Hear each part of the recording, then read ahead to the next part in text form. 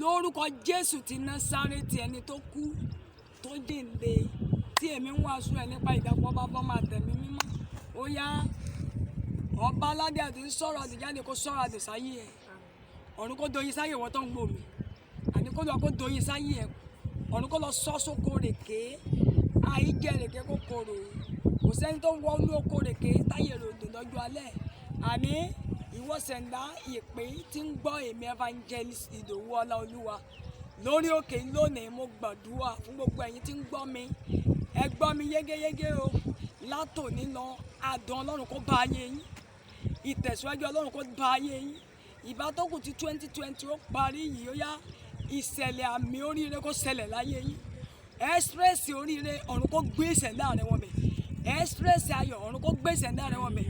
Wọnú ògo tuntun lọ lọ́sọ̀gọ́ pàtẹ ògo lópin ọdún yìí.